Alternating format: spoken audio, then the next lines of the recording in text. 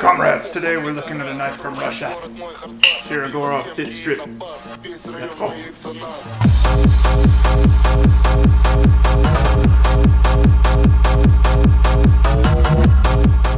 This knife was a collaboration between Shirogorov and Dmitry Sinkevich. Pretty famous designer. He designed knives like the Spyderco Drunken. That's probably his most famous one. Most people are probably familiar with that one. He collaborates with Shirogorov quite a bit. They have several versions of this, including one that was very similar to this called the Fat Strip. It was a lot chunkier, had a thicker blade stock. And it was limited to 150. This is also a limited edition run. They only made 300 of these, and they were released via lottery from Recon 1.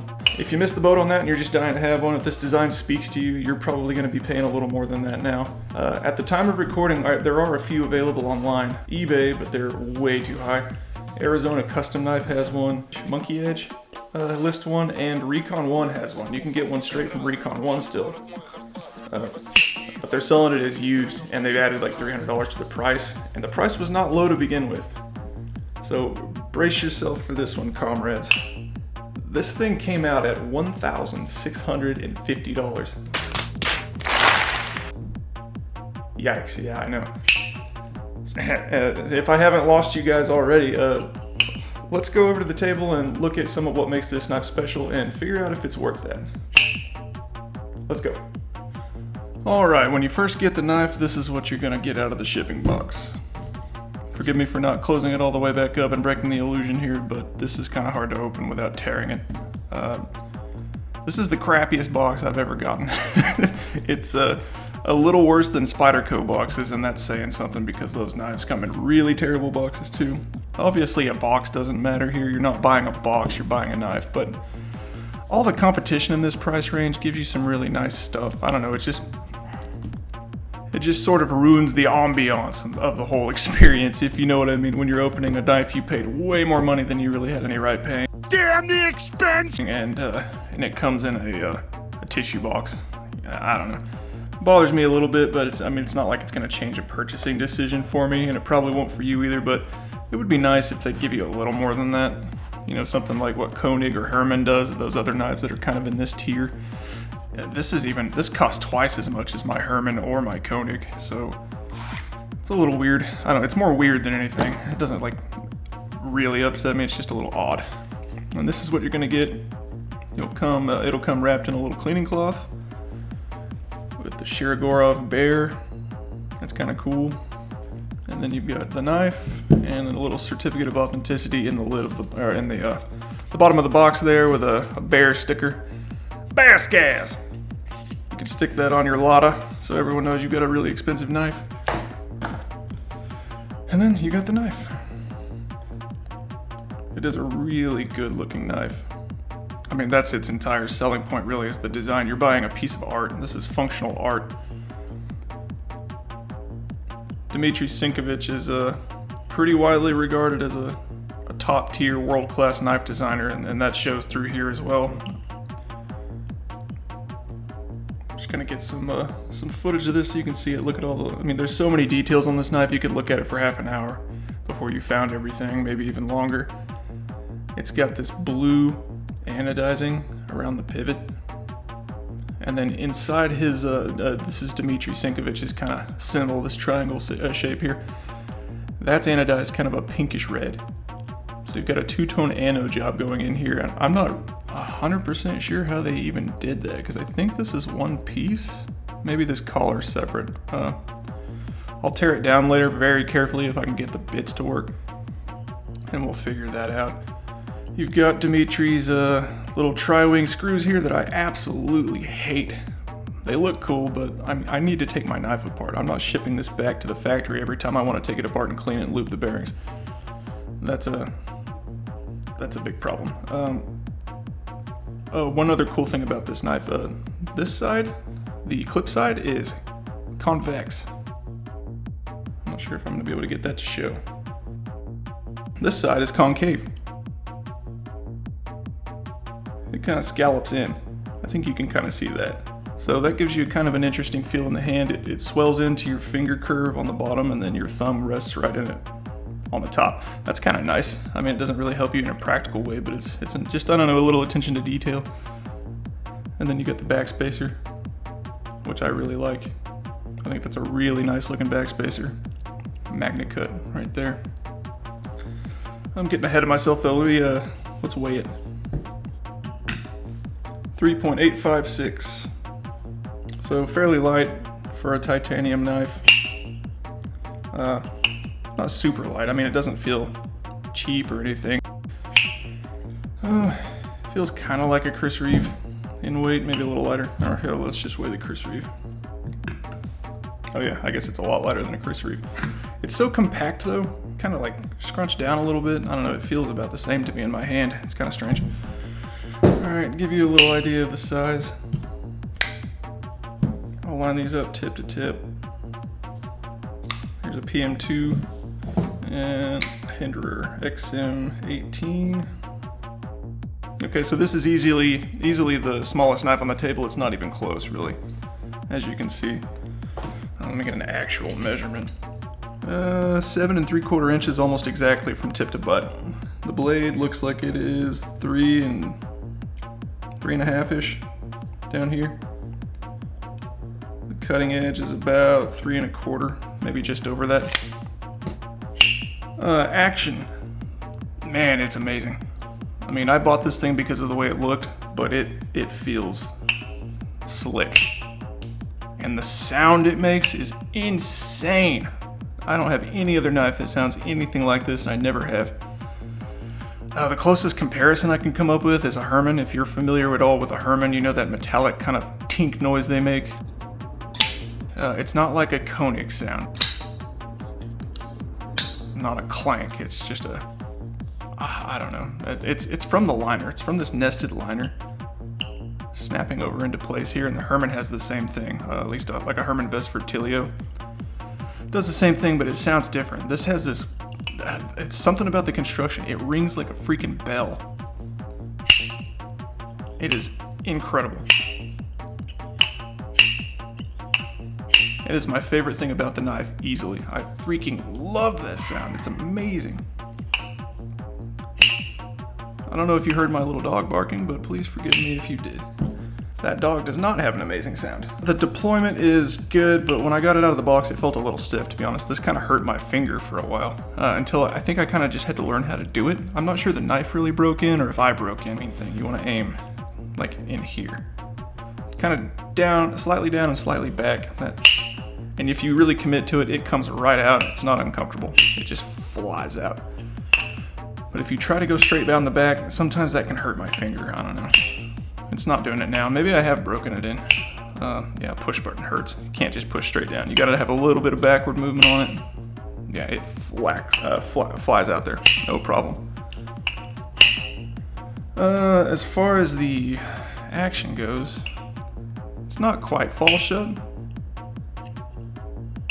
One little shake, and it very smoothly. Oh, see, I'm on the detent ramp. Once you clear the detent ramp, one little shake and it goes home. So that's nice. I actually kind of prefer that. Knives that just slam shut kind of annoy me, especially if they don't have a finger choil on the blade for it to hit my thumb. If you do this one just right, you can catch the ricasso on your thumb, and that'll be okay. It hasn't been a problem. It's fine. It's not a big deal. But I do prefer a slow, deliberate drop like that. I like to do one little shake. It feels high quality. It feels expensive. Or maybe that's just psychology at work, because I know how much the damn thing costs. Who can say? While we're talking about the action, that detent ramp, this is something that Shirogorov does on most of their knives. Maybe all, I don't know. I haven't had all of them, obviously, but the few that I've messed with, they have a detent ramp that goes down pretty far. It's not as bad on this one. It ends about right there. And that's not the end of the world. Right here, I'm past it. So, 30 degrees, 45 degrees maybe. And then you're dropping free. I'd prefer it if it was about here. Honestly, I could do without a detent ramp. Just place the detent ball close enough that I barely have to move the blade to get it on the tang and then let it fall. I shouldn't need to worry about getting past the ramp. Actually, I'm gonna get the Astrum out. Hold on a second. Just to show you what I'm talking about, this is the Shirogorov Astrum. I'm gonna move that so I don't drop it on there. Man, I love this knife. Oh my god, I'll do a video on this too. This is one of my absolute all-time favorite knives ever. But the D10 ramp is so long. All the way here, I am still on the ramp. Still flinging it back up. That is insane. You have to come all the way down here before it'll drop. This one, right there, I'm over it. Over it there. That's nuts. This is too much. This isn't my favorite thing, but it's acceptable. It's fine. I've had knives worse. Right there, you're over it and it'll fall. So, action, amazing. The sound is absolutely incredible. The detent ball is meh. It's fine, I guess. It's not the end of the world. Fit and finish on this thing is absolutely perfect. I have not seen a single flaw in construction. The blade is so centered they even put a groove in there to dare you to call it not centered. It takes some balls to put a groove on there so you can see that the blade is not centered if it's off at all. This thing is absolutely dead nuts. There's no lock stick. The lock pressure is really light, but it has no movement whatsoever, up, down, left, or right. Really nice anodizing. I love this two-tone thing going on here. That's perfectly done. The finish is perfectly done. All the edges have a nice, have the sharpness taken out. You know, it's not completely rounded. It's got corners, but they're not uncomfortable. Every single surface has been paid attention to here. You got a huge lanyard hole here with a kind of funnel shape. That's a little interesting. I haven't used it. I probably won't use it, but it's there. Clip is not reversible. It's kind of inset here, and it's hiding some screws underneath it too, I can see. Again, I have not torn this down, so I'm not sure what those do. I haven't torn it apart. Haven't had the balls. Ah, you're scared. You got lady balls. And here you can see that multi-rope bearing, MRBS, is engraved right there. I love this. I love this backspacer. It's fitted perfectly. It's got a little notch here where the blade goes. Magna cut. That looks nice too. It's nice and small and it's out of the way. The blade is naked. There's nothing on the side of the blade to annoy you. Shirogorov's pretty good about that. Usually there's just a bear. In this case, you don't even get a bear. There's nothing on this knife. Absolutely clean. I guess you could count that. That's kind of Dimitri's symbol there I talked about earlier. I guess that's branding, but that's all you're going to see. Sharpening. I haven't sharpened it yet. I actually have used it. I've been carrying it and using it, cutting stuff here and there, and I will play that as soon as we're done here on the tabletop, but I haven't done anything so hard that it's needed sharpened. The Magna Cut has held up fine. I've cut cardboard and paper and cloth and things like that, and it's fine. I wiped off the tape residue. It still feels perfectly fine. Nothing wrong with the edge. I don't feel any snags in my nail, and it still looks shiny. So that's been good. When I do go to sharpen it, it's going to be a nightmare. As you can see here, the edge does not go all the way to the ricasso. I don't know if the light's reflecting on that correctly for you to see it. Yeah, right there. That edge stops short because there's no sharpening choil in this. So you're going to be clamping this thing up at a kind of an angle to clear the plunge grind, and then not quite sharpening all the way to the end. So if you're going to use this, keep that in mind. It's going to be a little annoying to sharpen, and it's going to start looking like it's got a recurve eventually because it's going to come up here where you can't get a stone. If I end up using this to that point, I may take a diamond file and file in a sharpening choil. But I don't know. I have trouble imagining I'm going to use it that hard. I use all my knives, but I mean, there's a tool for every job, and this is not really a hard use knife. This is more what I would call a gentleman's knife. Gentlemen, I am not. Thoughts on the use and carry? Yeah, like I was saying, gentleman's knife. You're going to use this to, you know, cut open an envelope or cut a string off of your shirt or your jacket or whatever, or, you know, light things like that. Light everyday around the house kind of things. This would look nice in a formal carry. I mean, there's not a lot. It's fairly deep carry, but it does have this angle of the butt, so it's going to show a little bit coming out of your pocket. So I think it'd look okay in a suit or something, and you could use it for suit things. Whatever that would be. Mostly just looking at, probably. But it's a capable knife. It has a nice little belly here. It's comfortable in the hand. There's no place to choke up, really, but I don't really ever feel the need to. I'm not sawing through a log with this thing. You can pinch up right here on the pivot. This is fairly comfortable. There's no jimping or anything, but I don't really care for jimping anyway. Shirogorov is pretty well known for having useless jimping anyway. Right here, this isn't really doing anything. So if you care about jimping, that's something to consider. It doesn't really bother me. I don't care as long as it's not sawing into my hand. And that's so smooth that it doesn't even catch traction, let alone hurt. So I'm fine with that. Most of the time when I'm using this, it's like this anyway, you know. I've got a tag I need to cut off, and it may just... And that's how I do it. I mean, I did cut some cardboard, and I was using the full, you know, what do you call that? Not a hammer grip, the other one. Future me, put a word here. Yeah, I'm stupid. But yeah, that grip. That's comfortable. That works fine. You get all the torque you need to do anything you're going to be doing with this knife that's sensible in any way. And on that note, let's go look at some cutting footage. Right out of the box, this thing didn't have a screaming sharp edge, but it held the edge it did come with pretty well. That was my fault, I hit the ricasso. But it still cuts through paper fine after all the testing I did, cutting cardboard and everything else, so I'm happy with that. I decided to try a hard use task this knife was really designed for. Oh yeah, no problem. Opening packages, that's kind of the wheelhouse of this knife right there. Opening more knives, or chips. Last time I cut cardboard, I accidentally used some really thick stuff that was used to ship like a 100-pound power tool. This time I just used a regular Amazon box, and luckily it didn't scratch the finish in the blade or anything. It looks fine.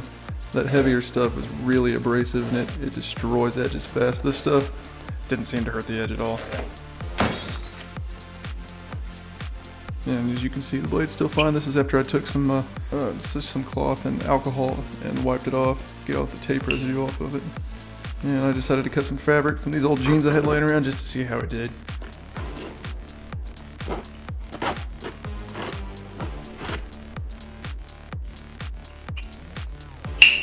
Well guys, I'm not sure what else really needs said here, but I'll try to sum things up.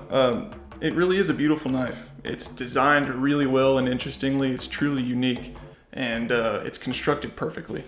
The only real complaints I'd lay against it are mostly design choices and the price. The price is insane, but you're getting into that when you get into that name. You know, Shirogorov brings with it a tax, kind of like some of the other brands. Even Spyderco. I'm gonna get off topic. I'm running off the rails. I always do that. Let's talk about this. As far as things I could complain about, the flipper tab's a little uncomfortable. That's just kind of a Shirogorov thing. I don't own a ton, but I have two currently, and they both have this stubby little ramp style flipper tab, and they can be kind of uncomfortable. They're a little sharp, but that's just the way they do it. You get used to it, and you use them for a few days, and they get a little easier. The detent ball kind of rounds the edge, the shoulder off of that hole in the blade, and it gets a little easier. This thing, I've played with it enough now. It comes right out like a rocket. No problem at all. So yeah, I don't love the price. I don't love that flipper tab. I don't know that I would change it either. I don't know, it's part of what makes a Shiro a Shiro. I like the way they look, and once you get over the initial hump, they're not too uncomfortable, so.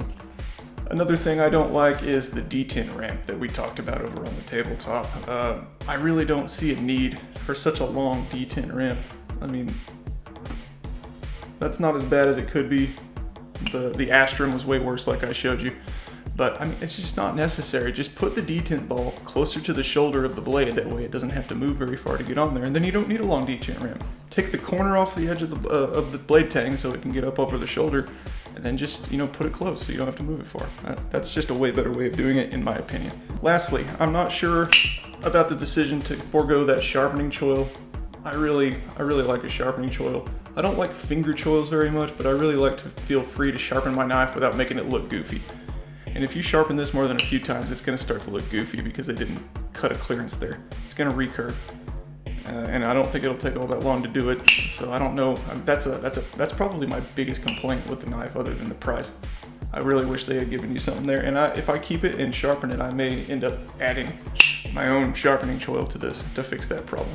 But as far as the good stuff goes, yeah, again, I love the design, I love the execution, I love the noise it makes when it comes out.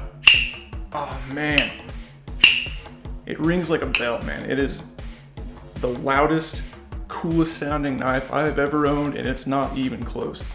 The closest thing is maybe a Herman, and it's nowhere near this loud. It just has an interesting noise, but this thing, you'll hear that across the house. It's insane. I love it.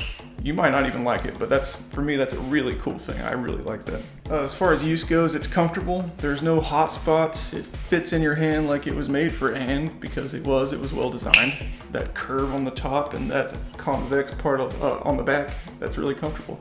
It works well, it fits nicely in the hand. I like that, that was smart. I like the action, it's nice and smooth. It's got that Shiro action, you know, where you just barely shake it and it falls close. That's kind of what I like, more than a finger guillotine, it feels well made, high quality, but it's not inconvenient to deal with. I really like that. Lastly, it's fun to play with. That's the most important thing, really, when you're buying an overpriced knife, you know what I mean? Is it fun to play with? And this one certainly is. I can't stop flicking it. I'll just sit at my desk and flick this thing open and close for hours while I'm watching YouTube or something. It's a lot of fun. Do I recommend it? Is it a good value? Hell no. No, I don't recommend this. Almost nobody should buy this knife. I know that's kind of weird coming from a guy who bought it, but if I'm honest with you, I kind of got bamboozled. I fell for the marketing, the limited run. You need to sign up for the lottery to get the privilege to buy this thing. I was like, oh hell, I'll sign up for it. You know, I'm not gonna win a slot anyway. These things are gonna go quick. And then I got a slot, so I bought it. And then I've got three expensive knives worth of money tied up in this one knife, and I constantly wonder why that is. And if that's a good idea. It's probably not a good idea, but every time I think about selling it, I stop. I've even listed it twice and deleted the listing. The idea of letting it go, even though it costs so much more than I think it should, is kind of painful. I really like it, and I'm worried I won't be able to get it back if I let it go. So I've just been kind of sitting on it. I mean, if the day comes where I absolutely have to free up that money to buy something else, maybe I'll do it, but you're gonna live with me for a while. So yeah, this thing is an absolutely wonderful $800 knife. Maybe even $1,000 knife, since it's a limited run and it's not a mainline production model that you can just get whenever you want, you know? Maybe $1,000, but you know, unless this design is just really grabbing you by the balls and you have to have it, your money's better put in like a Herman or even another Shirogorov, like a mainline production model. This is just a lot of money for what it is, but man, is it beautiful and wonderful, and man, the noise it makes. I cannot get enough of that. So if you're like me and this is just really calling for you and you have to buy it, you know, I get it, and you'll probably like it. Go for it. You'll probably be happy with it, but again, you should probably put your money in a Herman or some other thing like that. You'll get a lot more for your money there. So, all right, guys, I think that's about all I have to say on this one. So, thank you so much for sticking around. Please like and subscribe. Like and subscribe or you go to Gulag. See you next time.